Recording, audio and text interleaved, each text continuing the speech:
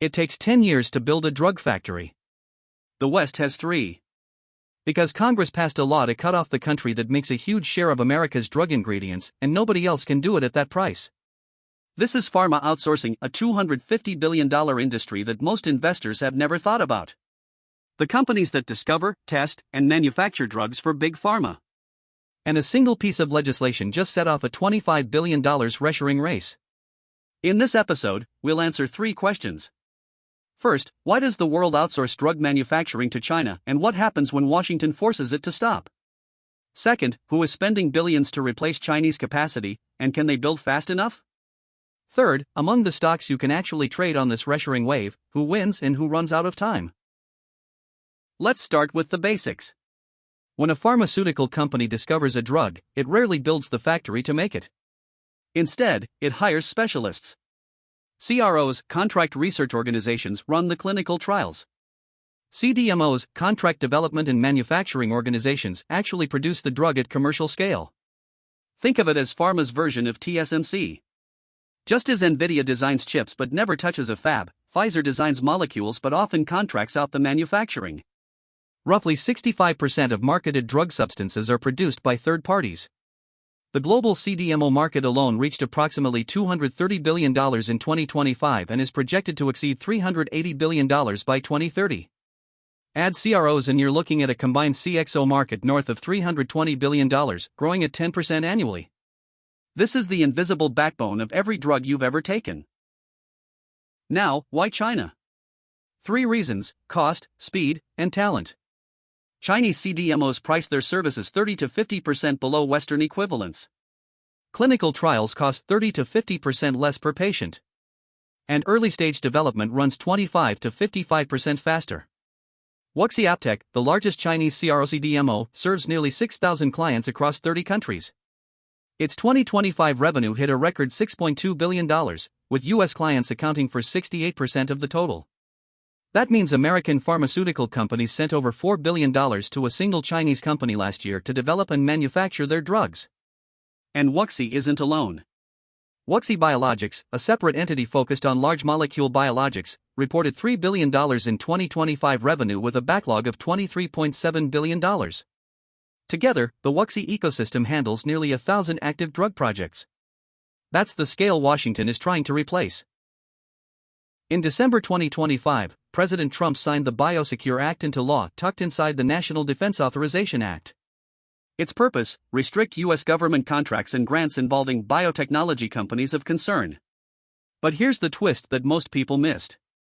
The original bill explicitly named 5 Chinese companies: WuXi AppTec, WuXi Biologics, BGI, NGI, and Complete Genomics. The version that actually became law? It named none of them. Instead, it created a process. The Office of Management and Budget must publish a formal list of designated companies by December 2026. Until that list drops, no one knows exactly who's banned. The result is strategic ambiguity. WuXi wasn't named, and its stock jumped 10%.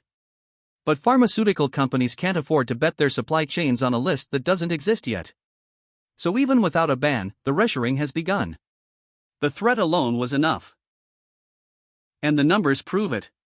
In 2025, disclosed investment in CDMO capacity hit $24.9 billion, the largest single year in pharmaceutical manufacturing history. 74% of that capital flowed to the United States. September alone saw $7.2 billion in announced investments.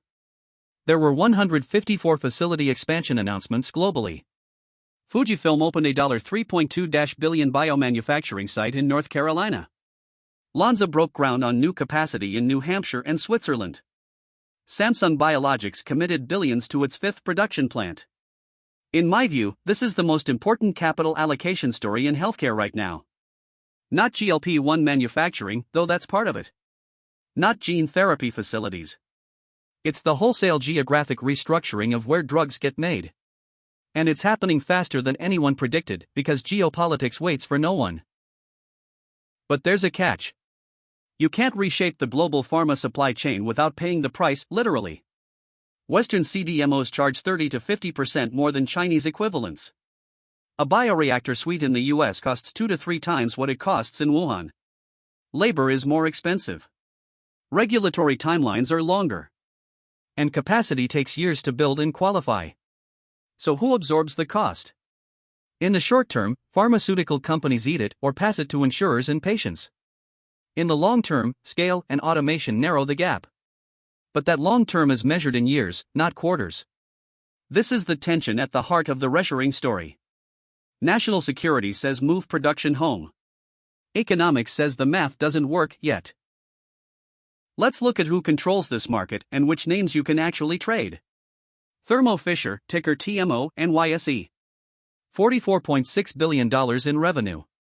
CRO and CDMO giant. Danaher, ticker DHR, NYSE. $24.6 billion. Bioprocessing equipment. Lonza, ticker LZAGY, OTC.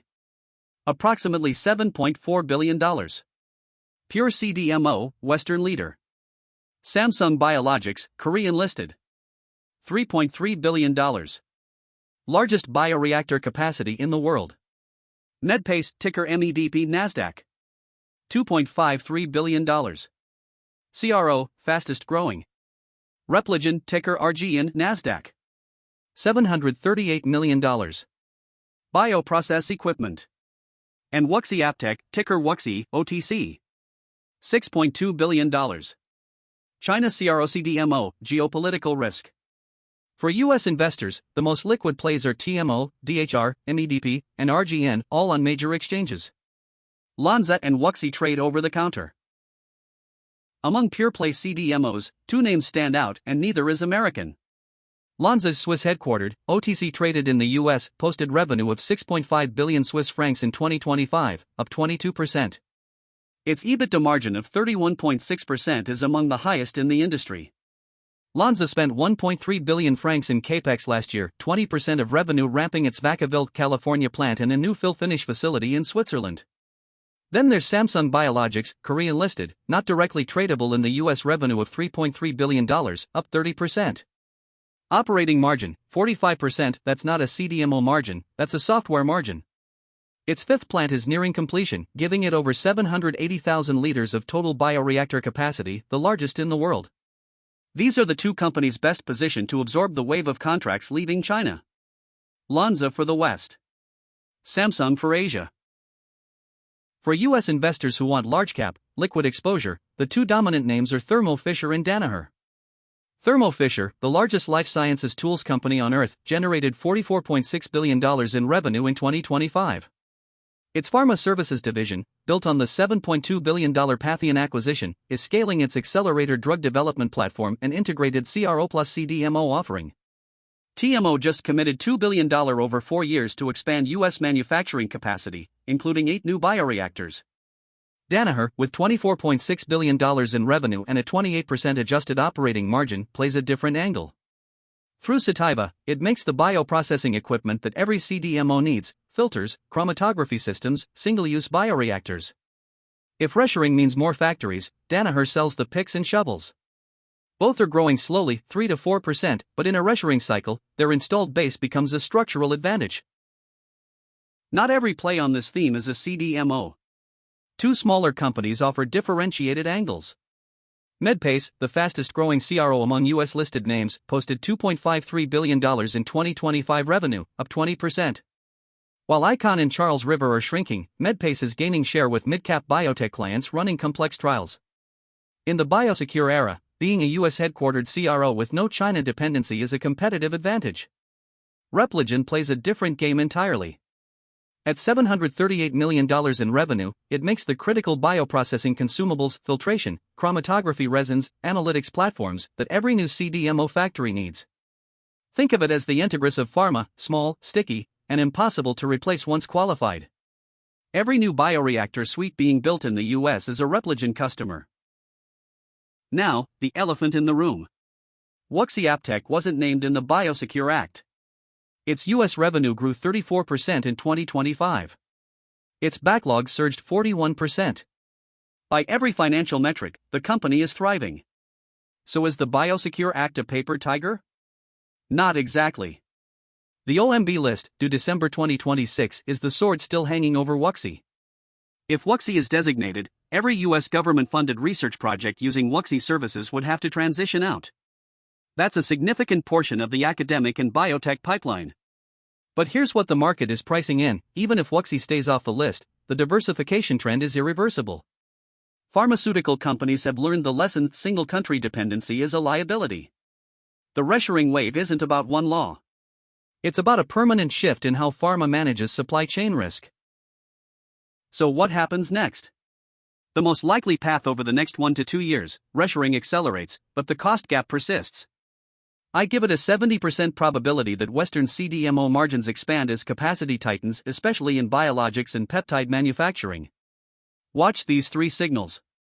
First, the OMB designated company list, due December 2026. If WuXi makes the list, expect a second reshoring wave. If it doesn't, expect WuXi stock to re-rate sharply higher. Second, Lonza's capacity utilization: when it crosses 85%, pricing power kicks in. Third, GLP-1 peptide manufacturing bottlenecks: if demand for Ozempic and Mounjaro keeps growing, peptide CDMOs become the scarcest asset in pharma. On catalysts, upside from expanded BIOSECURE enforcement, new tariffs on imported pharmaceuticals, and continued GLP-1 demand. Downside from a biotech funding winter, slower than expected facility buildouts, or WuXi being cleared by OMB, which would collapse the reshoring premium overnight. For US investors, TMO and DHR for stability. MEDP and RGEN for growth. Lonza for the pure CDMO bet. And WuXi only for those willing to trade a binary geopolitical event. I'm Big Z, follow me, see you in the next deep dive.